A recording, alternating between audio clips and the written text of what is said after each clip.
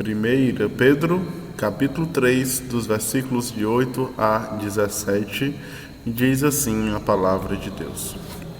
Finalmente, tenham todos o mesmo modo de pensar. Sejam compassivos, fraternalmente amigos, misericordiosos, humildes, não paguem mal com mal, nem ofensa por ofensa. Pelo contrário, respondam com palavras de bênção, pois para isto mesmo vocês foram chamados, a fim de receber bênção por herança. Pois aquele que quer amar a vida e ter dias felizes, refreia a língua do mal, e evite que os seus lábios falem palavras enganosas.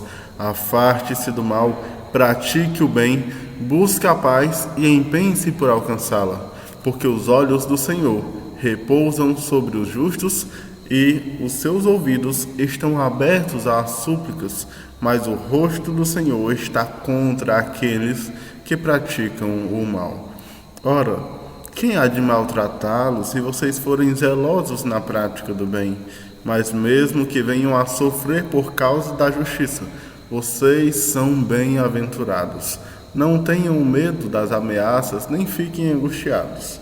Pelo contrário, santifique a Cristo como Senhor no seu coração, estando sempre preparados para responder a todo aquele que pedir razão da esperança que vocês têm. Mas façam isso com mansidão e temor, com boa consciência, de modo que naquilo em que falam mal de vocês, fiquem envergonhados esses que difamam a boa conduta que vocês têm em Cristo. Porque se for da vontade de Deus, é melhor que vocês sofram por praticarem o bem do que praticando o mal. Preparem-se para o melhor. Um pastor consagrado estava prestes a entrar na sala de cirurgia quando recebeu a visita de um amigo seu que iria orar por ele. E ele contou para aquele amigo que naquele dia a enfermeira olhou para o seu prontuário e disse: "Rapaz, você está se preparando para o pior, né?" E o pastor sorriu e disse: "Não, eu estou me preparando para o melhor. Porque o meu Deus me prometeu que tudo que acontece coopera para o meu bem." E Pedro, aqui nesta carta, ele escreveu para preparar o povo cristão para uma época de sofrimento, para uma época de tribulação ardente. Mas ele escreveu de uma forma positiva, de uma forma otimista. E a sua mensagem nesse trecho é: preparem-se para o melhor. E aqui nós vamos ver 3 instruções que Pedro traz a nós para que nós nos aproximemos de Cristo e assim experimentemos as melhores bênçãos, mesmo nos piores momentos.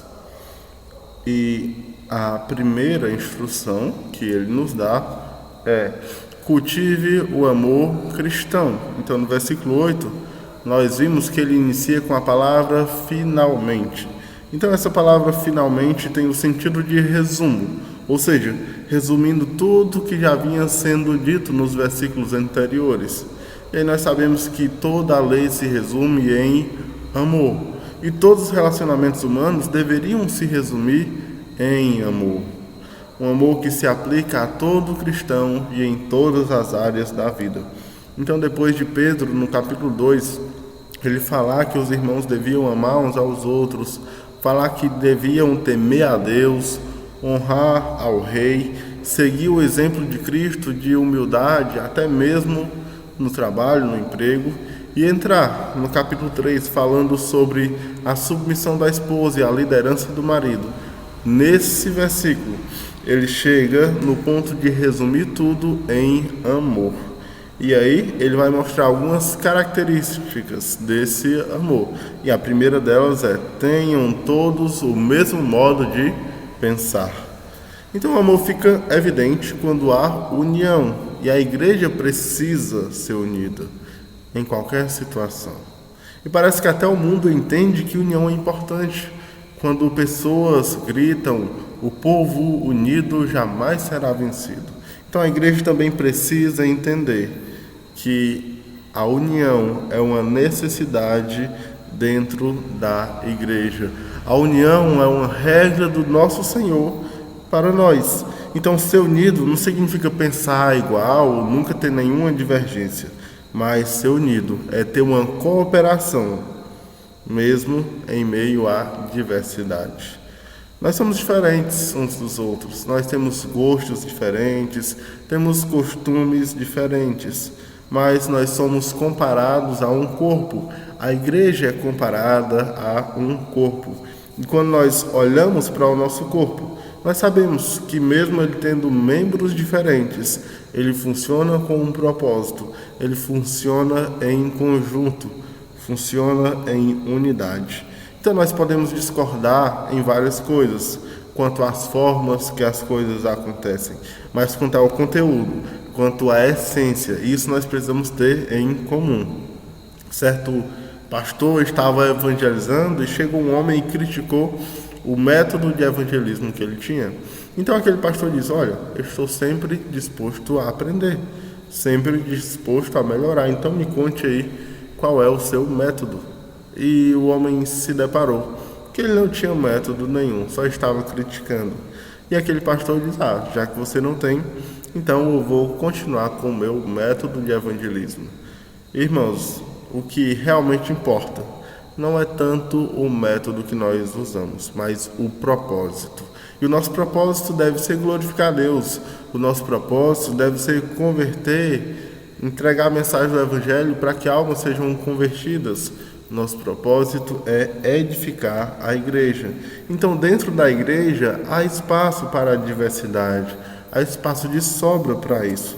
Mas o amor deve nos motivar a ter uma firme união uns com os outros. A próxima característica desse amor que ele traz é: sejam compassivos. Então, essa outra linda qualidade significa participar dos sofrimentos uns dos outros. Ou seja, se uma pessoa está alegre, aquela alegria dela é a nossa alegria. Então nós vamos participar da alegria ou da tristeza sem relutância, mas com prontidão. Se o irmão compartilha a bênção conosco, nós não devemos reagir com inveja, mas devemos nos alegrar juntamente com ele. Se o irmão compartilha um sofrimento, uma tristeza conosco, nós não devemos ficar indiferentes a ele, mas devemos sofrer juntamente com ele, a fim de ajudar ele a passar por aquele momento, levando as cargas uns dos outros. Então nós precisamos preservar essa sensibilidade, porque é muito importante essa sensibilidade uns para com os outros, principalmente no ambiente da igreja. E aí nós podemos notar que o mundo anda meio tô nem aí para todo mundo. Mas nós não somos o mundo e devemos ser uma diferença nisso. Nós devemos entender que a empatia é uma ordem bíblica que Jesus teve para conosco e que nós devemos ter para com os nossos irmãos. Então, lute para que os seus irmãos não estejam em pecado. E se algum irmão peca contra você, não vá sair falando para todo mundo, não vá sair espalhando, mas leia Mateus 18 e siga as instruções que tem lá. Obedeça a Deus, preserve a união, se coloque no lugar do seu irmão. Agora, se o seu irmão tem uma prática boa de viver, parabenize-o, incentive-o a continuar vivendo de acordo com o padrão que Deus estabeleceu para ele. Jesus, ele veio ao mundo e, sendo homem, ele passou por provações muito além do que nós podemos suportar, e ele suportou. Então nós podemos imaginar que toda dificuldade, toda tentação que um dia nós venhamos a passar, Cristo já passou, e ele sabe o que é isso. Ele sabe dessa dificuldade. Então, ele se colocou em nosso lugar, viu as nossas dificuldades e assim morreu de uma forma sacrificial em nosso lugar. Jesus Cristo é o nosso maior exemplo de compaixão. O versículo continua descrevendo esse tipo de amor com fraternalmente amigos.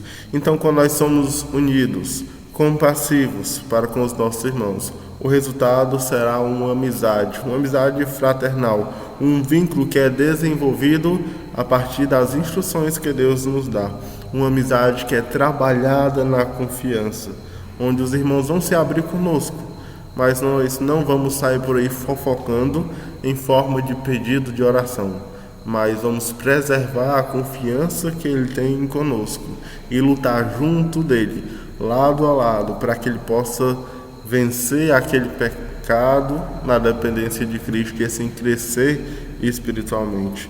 Então isso é uma amizade construtiva, uma amizade onde Cristo é a fonte de amor para com os outros. Então nós devemos amar os nossos irmãos, não pelas virtudes que eles têm, mas apesar dos pecados que eles têm, apesar de seus defeitos. E a igreja é família. Deus, ele constitui a igreja, o povo dele, e nós somos como uma família. E aí alguém pode dizer, mas eu não consigo amar aquela pessoa, não consigo nem ver de jeito nenhum, eu tenho abuso de ver a cara dele. Então, meu irmão, você não precisa sentir um amor saindo de você, mas você precisa querer amar. E aí nós sabemos que quando a pessoa quer uma coisa, somente Deus para impedir. Então queira amar o seu irmão, queira que ele seja um amigo seu verdadeiro. E tenha certeza que Deus não vai impedir, porque é da vontade de Deus. Está na própria palavra de Deus essas instruções. Então, se derrame, se renda à vontade de Deus e lute contra a sua própria vontade. Misericordiosos é outra característica que o amor cristão está presente. Então, misericórdia é inclinar o coração diante de uma miséria da pessoa, mesmo que ela seja totalmente desprovida de qualquer merecimento. Jesus, ele tratou bem os pecadores, e é nosso dever ter misericórdia para com as pessoas, talvez misericórdia através do perdão para com as pessoas que nos magoam, ou então misericórdia através da generosidade para aquelas pessoas que estão passando necessidade. A misericórdia é característica do cristão verdadeiro, e através dela nós podemos demonstrar o amor bíblico para com os nossos irmãos.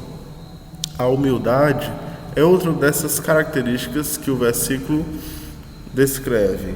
Então essa humildade é como se você estivesse descendo do pódio da vaidade para considerar o seu irmão superior a você mesmo. Nós temos aí no mundo a noção de que todos são iguais e devemos tratar todos iguais, mas o que a Bíblia traz é que devemos ser humildes, tratar as pessoas como se fossem superiores a nós mesmos, tratar os nossos irmãos dessa forma. E você tem qualidades, você não significa dizer que você é pequeno, não, mas você tem qualidades. A primeira delas é que você foi criado à imagem e semelhança de Deus. A segunda delas é que quando você creu em Cristo, você nasceu de novo, se tornou nova criatura, se tornou filho de Deus. Talvez você tenha muitas outras qualidades, seja um ótimo pai, uma ótima mãe, ou seja um excelente aluno na escola, ou um excelente cidadão. Mas o que a Bíblia nos orienta é não ficar olhando para as nossas qualidades, pois isso vai nos ensoberbecer. Vai fazer com que nós sejamos orgulhosos e vamos nos parabenizar o tempo todo. Mas feche um pouco os olhos para as suas qualidades e considere os seus irmãos superiores a você. E o orgulho é justamente o contrário da humildade. Então seja humilde. Seja humilde na hora de receber uma reclamação. Se você fez algo errado, você merece uma reclamação sim. Então seja humilde para ouvir aquela reclamação e tratar de não cometer aquele erro novamente. Também seja humilde na hora que você faz um bom trabalho. Possa ser que as pessoas vão lhe parabenizar, mas você vai dar aquela glória não para você, mas para aquele que merece toda a glória, o seu Deus. Foi Ele quem te capacitou a fazer o bem. E se as pessoas não reconhecerem o que você fez, lembre-se que, em primeiro lugar, você não fez para ela, você fez para Cristo. Então, se agrada a Cristo, já é o suficiente. Ele vai continuar descrevendo, esse amor cristão com: não pague mal com mal, nem ofensa por ofensa. Então, tem uma frase que é muito dita e nós podemos aplicar essa frase a esse sentido de não pagar o mal com mal, nem ofensa por ofensa. A frase é a seguinte: quando um não quer, dois não brigam. Então, esse ditado se aplica muito bem aqui a essa situação. E nós precisamos amar os nossos inimigos. Essa é nossa obrigação. Os primeiros leitores dessa carta, possa ser que, como eles estavam numa época de grande tribulação, talvez eles queriam falar coisas contra os seus ofensores. Então, eles estavam num momento muito delicado de suas vidas, passando grande tribulação. Mas era justamente por fazer a vontade de Deus que eles estavam sofrendo tudo isso. Mas mesmo assim, a orientação que Pedro traz aqui é que eles não deveriam retribuir o mal que estavam sofrendo com outro tipo de mal, retribuir na mesma moeda. Então, o que nós estamos reclamando? Se alguém está fazendo algo mal contra nós, você deve se perguntar: você está pelo menos fazendo a vontade de Deus? Ou está desobedecendo a Deus e por isso as pessoas fazem mal contra você? A ordem é agir com misericórdia. Então pense no que seria justo de Deus fazer conosco. Nós pecamos contra Ele todos os dias. O que seria justo? Seria justo que Ele tacasse uma condenação eterna sobre nós.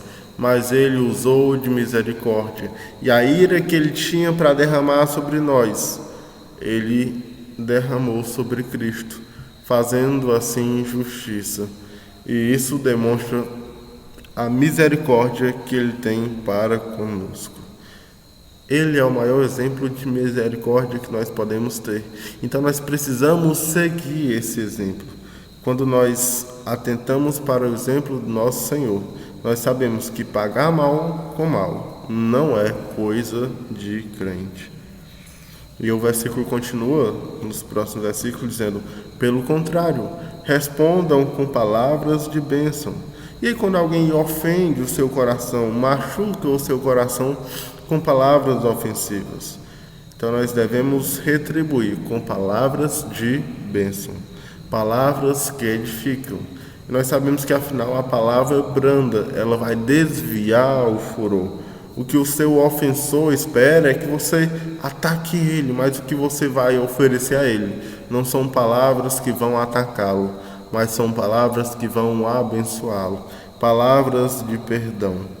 E aí você vai refletir o caráter de Cristo em sua vida. E Pedro diz que para isso que nós fomos chamados, a fim de receber bênção por herança. Você está sofrendo? Está passando por dificuldades? Pois então se prepare para o melhor. Você foi chamado para isso, para sofrer com as tribulações, mas também para ter uma boa atitude enquanto passa por essas tribulações da sua vida. E o propósito de tudo isso, o versículo diz, é receber bênção por herança. E no início da carta, Pedro já citou essa herança. Ele descreve que ela não pode ser destruída, não pode ficar manchada, não murcha, e está reservada no céu para nós. As perseguições que nós passamos na terra, elas enriquecem a herança que um dia receberemos gloriosa no céu para nós. Então, nos versículos de 10 a 12, Pedro vai citar um salmo, o Salmo 34. Então, nós podemos aprender algumas lições a partir desse versículo.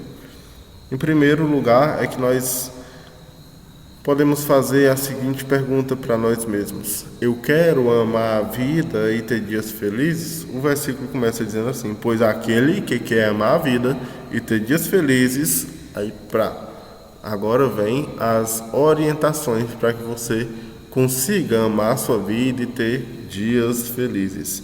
Porque existem momentos em que nós não amamos o que fazemos. Nós estamos insatisfeitos com nossa vida. Parece que está faltando algo. Alguma coisa precisa mudar. Você olha para a sua vida e não está legal em todos os aspectos. Então nós sentimos essa necessidade de mudança. Sentimos que não estamos sendo felizes o suficiente para aproveitar a nossa vida, para viver bem a nossa vida. Então, entendendo que a resposta é sim, que nós queremos amar a nossa vida e queremos ter dias felizes. Quando Pedro entende isso dos seus leitores, ele chama Davi para dizer o que nós precisamos fazer para conseguir essa bênção para a nossa vida. E o primeiro passo é refrear a língua do mal, evitar as palavras enganosas e se afastar do mal. Provavelmente os cristãos daquela época tinham grande vontade de falar palavrão com os seus ofensores, falar palavras maldosas contra os seus perseguidores. Então, por isso, Pedro cita o Salmo para lhes lembrar as instruções que já estavam na lei de Deus há muito tempo, mas que se aplicava àquele povo e hoje se aplica a nós também. Então nós precisamos entender que as palavras maldosas não são próprias de quem é crente, desde o palavrão até as mentiras. Você precisa lutar contra a sua língua. Se você faz isso, muito bem. Você vai precisar fazer isso enquanto viver aqui na terra. E não pode deixar que ela lhe domine. Porque se você faz isso, você perde o controle de toda a sua vida. Então lembre que existe uma promessa, tanto aqui na terra quanto no céu, para que nós possamos obedecer às palavras do Senhor. Então, se prepare para o melhor, obedecendo às instruções da palavra de Deus. O segundo passo é praticar o bem, buscar a paz e empenhar-se por alcançá-la. Assim como o nosso Senhor nós também devemos ser pacificadores. Cristo era um pacificador e essa deve ser uma característica das nossas vidas. Então nós podemos enfrentar as nossas lutas, não com o propósito de viver brigando, mas com o propósito de levar a paz onde nós formos. Nós precisamos nos esforçar em buscar a paz, porque essa atitude não é uma atitude natural nossa, não é algo automático. Nós temos uma natureza pecaminosa ainda, e até pouco tempo nós estávamos em rebeldia contra Deus. Estávamos totalmente contra o nosso Deus, até que pelo poder do Espírito Santo Ele nos convenceu a crer na obra de Cristo e assim ter uma nova vida. A partir do Espírito Santo nós ganhamos esse poder. Então nós ganhamos o poder de sermos feitos filhos de Deus e certamente temos o poder também de sermos santos. Ganhamos esse poder do nosso Deus. Então busque, não espere que surja naturalmente isso em você, essa atitude de buscar a paz, mas trabalhe isso em sua vida e que as suas palavras sejam envolvidas de amor quando você falar e você possa ser caracterizado por uma pessoa pacificadora que busca a paz e não as confusões. E aí nós podemos ver algumas recompensas extraordinárias para todo filho de Deus que segue essas orientações que Davi trouxe e Pedro nos mostra em sua carta. A primeira dessas recompensas é que nós podemos contar com os olhos protetores do nosso Senhor. A segunda é que nós podemos estar certos de que Deus ouvirá as nossas orações. E também, se obedecermos, temos a certeza que estamos livres da ira de Deus. Já vimos a primeira instrução, que nos leva a experimentar as melhores bênçãos mesmo nos piores momentos, que é cultivar o amor cristão. Agora vamos ver a segunda instrução, que é viver sujeito ao senhorio de Cristo. Então esses versículos vão introduzir a terceira seção principal da carta de Pedro, a graça de Deus no sofrimento. E aí vai apresentar um princípio espiritual muito importante, que é o temor do Senhor vai conquistar todos os outros temores. E aí Pedro vai citar Isaías 8 para apoiar a demonstração que ele trouxe, de dizer: antes santificai a Cristo como Senhor em vosso coração. O contexto lá de Isaías 8 é bastante significativo, porque mostra a história de Acais, o rei de Judá, que estava numa crise causada por uma iminente invasão que eles sofreriam, tanto do exército assírio quanto do exército de Israel. Então os reis de Israel e da Assíria estavam ali o tempo todo querendo invadir, querendo que Acais se juntasse em uma aliança, mas se Acais recusasse, então eles iriam invadir.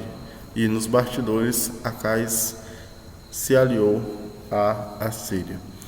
A palavra do profeta Isaías adverte que as alianças com o povo ímpio seriam erradas e que ele deveria confiar em Deus. Assim diz o versículo: ao Senhor dos exércitos, a Ele santificai, seja Ele o vosso temor, seja Ele o vosso espanto. Então todo crente enfrenta crises, é tentado e acaba temendo o inimigo, mas essa não é a solução. Temer a Deus, essa sim é a resposta. Então as circunstâncias podem ser difíceis, mas o melhor está reservado para nós. Então o que nós devemos fazer é nos preparar para o melhor. A orientação aqui é evitar que faça o mal contra nós. Então essa é a orientação, que nós devemos fazer o bem para que as pessoas não façam o mal contra nós. Então não teria motivo algum de fazer o mal contra nós. Se nós fazemos o bem, por que elas iriam fazer o mal contra nós? Os primeiros cristãos poderiam pensar assim, mas era justamente porque eles estavam servindo a Deus, estavam amando, exercitando o amor cristão. É justamente por isso que eles estavam sofrendo. Tanto as pessoas quanto o governo estavam indo contra eles. Então é aí que Pedro diz que eles deviam praticar o bem e ser justo. E mesmo eles sofrendo, eles seriam bem-aventurados. Mesmo eles sendo ameaçados e angustiados, eles não deveriam se deixar dominar por aquele medo. Quando Jesus é Senhor de nossas vidas, cada crise se torna uma oportunidade de testemunhar. E Paulo foi exemplo disso. Quando ele estava preso aos soldados, talvez ele não via dessa forma. Talvez ele enxergava que os soldados que estavam presos a ele. E aí ele aproveitou aquela oportunidade para testemunhar de Cristo àqueles soldados.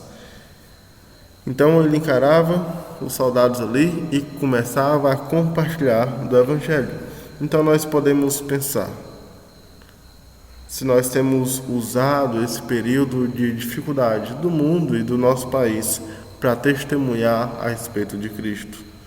E aí nós podemos ouvir muitas indagações das pessoas. Meu Deus do céu, quanta morte! Ave Maria, isso não vai acabar mais não, é? Então as pessoas veem as tragédias acontecendo e perguntam: cadê Deus que não resolve isso? E quando alguém lhe perguntar: por que isso? Por que tudo isso está acontecendo? É o final dos tempos?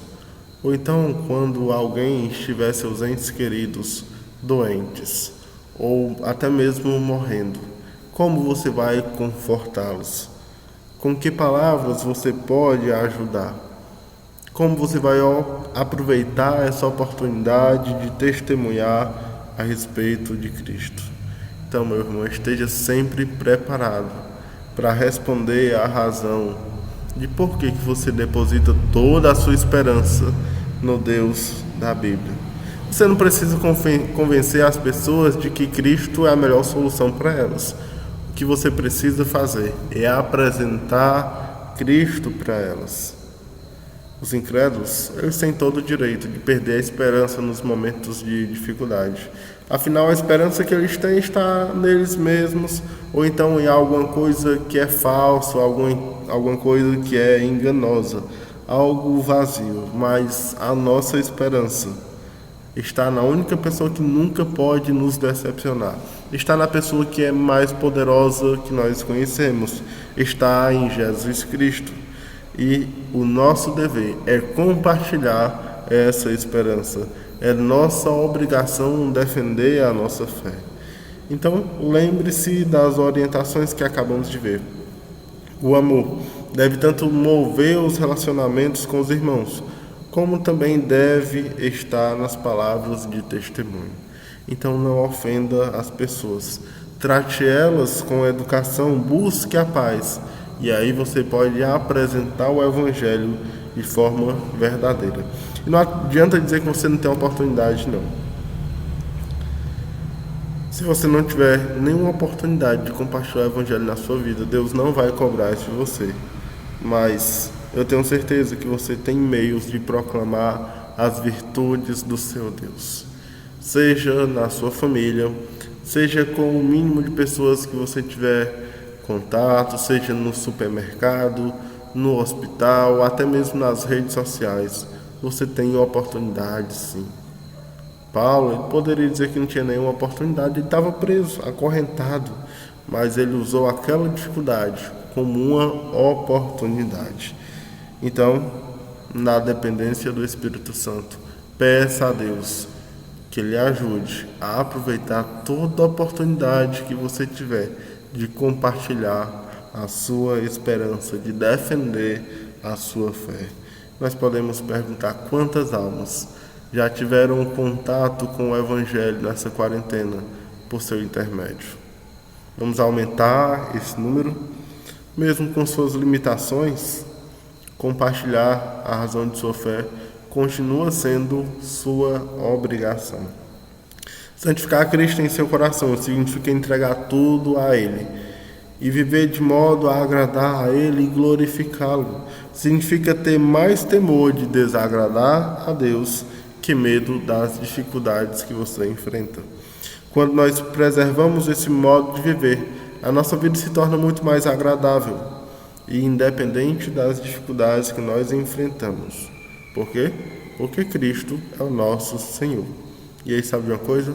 Uma das maiores provas de que Cristo é o seu Senhor é quando você compartilha a esperança que você tem nele.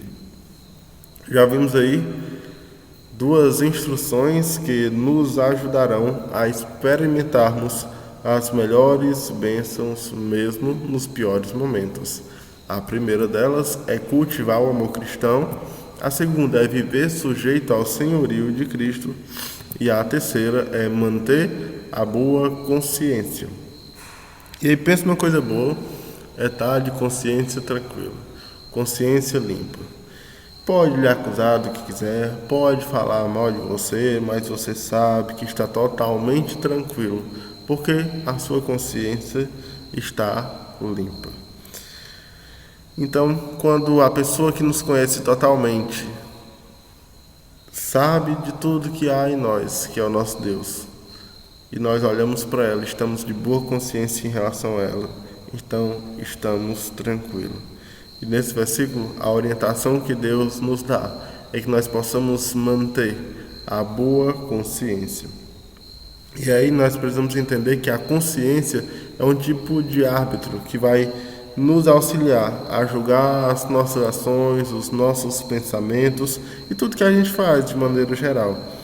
E em determinados momentos, quando nós não escutamos o Espírito Santo e desobedecemos às Escrituras, a gente começa a fazer vista grossa para toda a atitude pecaminosa que nós temos, para todo o erro que nós temos, e a nossa consciência começa a ficar corrompida, cauterizada.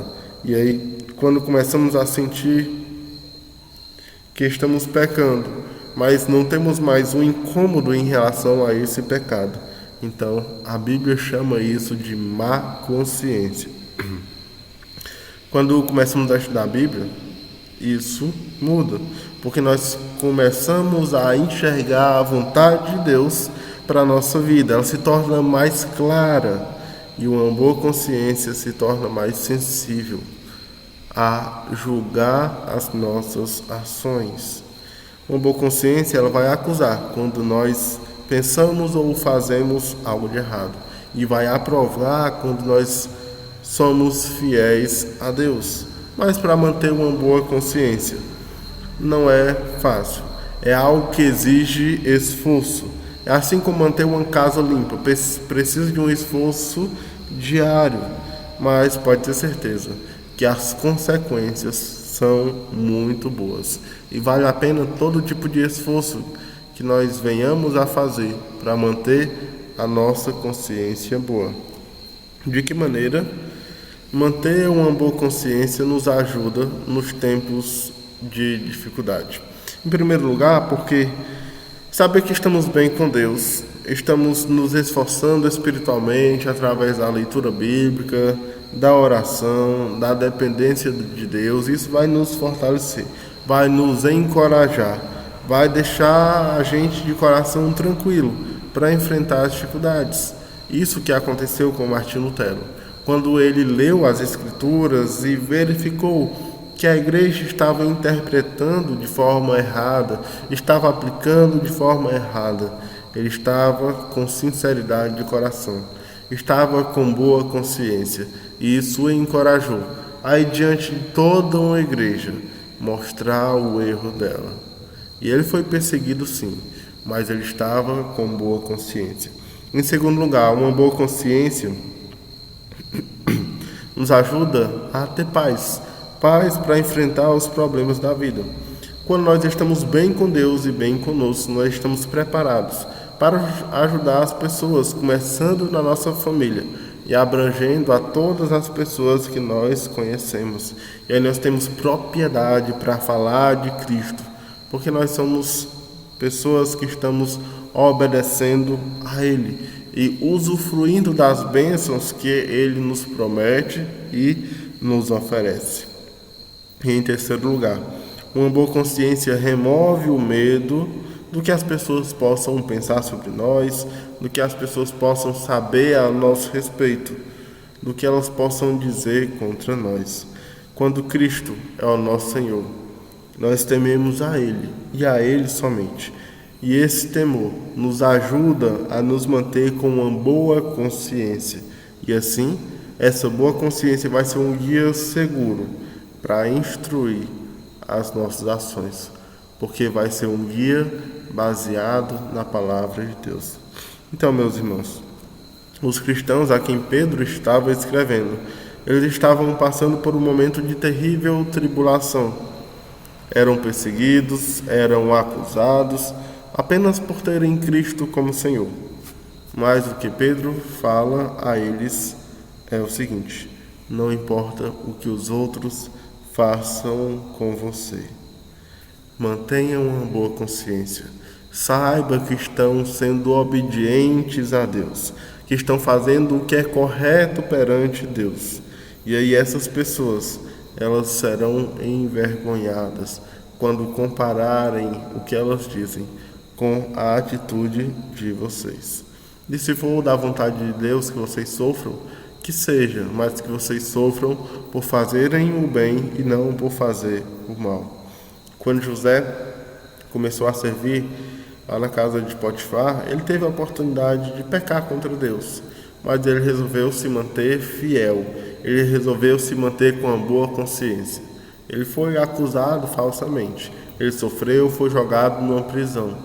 Mas Deus foi fiel e honrou a boa consciência que ele resolveu preservar diante de Deus.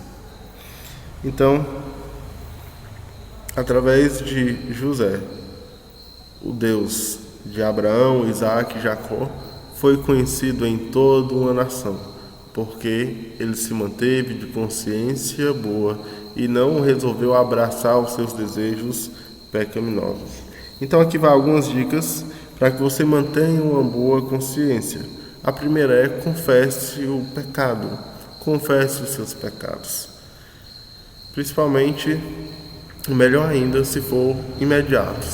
Logo que você pecou, você já confesse a Deus, ou se for preciso, a um irmão seu. Então, se você tem guardado mentiras em relação aos seus irmãos, é hora de confessar. Quando você guarda um pecado por um tempo, você está abrindo espaço para que Satanás queira fazer morada na sua vida, para que Satanás seja visto nas suas atitudes. Então fuja disso. Mantenha uma boa consciência, fique de consciência tranquila, se alivie confessando os seus pecados a Cristo e, se preciso for, a um irmão seu.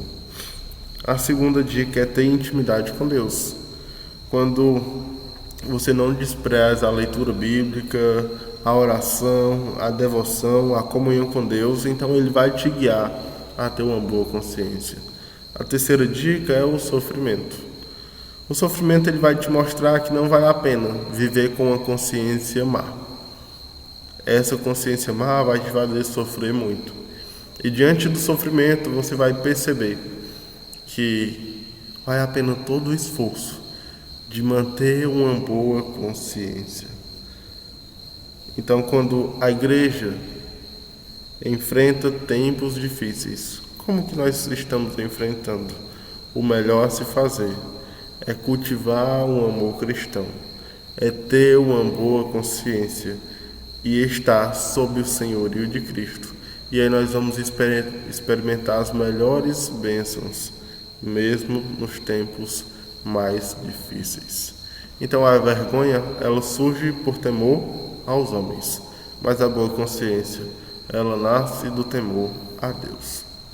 Que Deus os abençoe.